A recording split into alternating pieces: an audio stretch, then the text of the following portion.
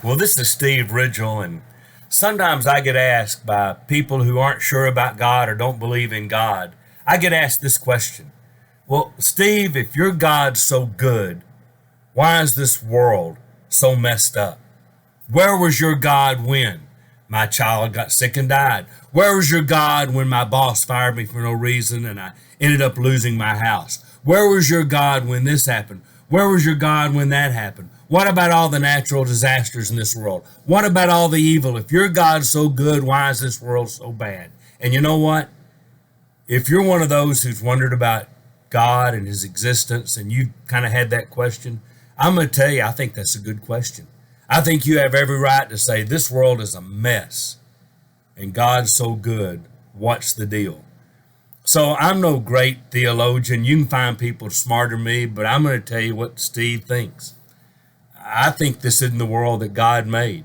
I think you can go all the way back in your Bible and read the first 3 or 4 chapters of Genesis, and you can get an idea of what God envisioned for this world and the world that God made.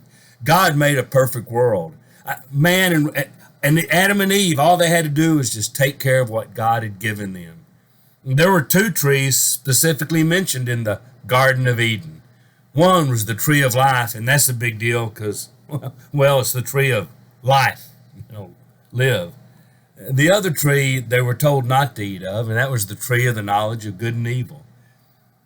The only problem with that was God gave them free will, just like he does today in this world.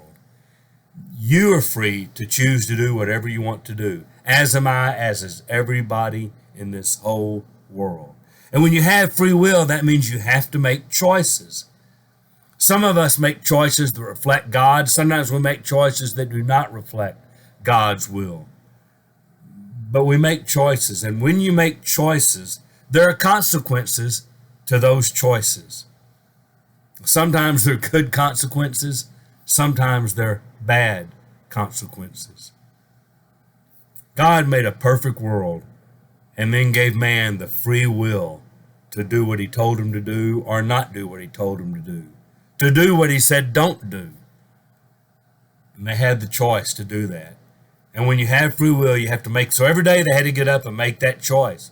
Do I eat of that tree that God said do not eat from?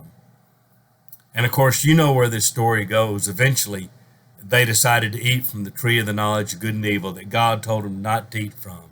It was their choice, not God's choice, their choice, their free will. And there were consequences. We don't live in the Garden of Eden. We live in one messed up world. But we're the ones that did that.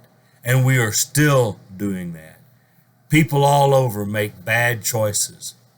Deaths in this world, sin and evils in this world, horrible things in this world because Adam and Eve made bad choices. Before you say it's all their fault, yeah, they opened the door. I get that.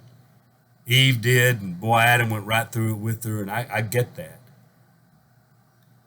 But if any of us had been there, we might have made the same choice they did because the truth be told, we all make bad choices sometimes. So, why is this world a mess? God, where are you? Well, I'm going to tell you, this is not what God created. We'll talk some more over the next couple of videos about what God's doing about the mess that we made of his perfect world.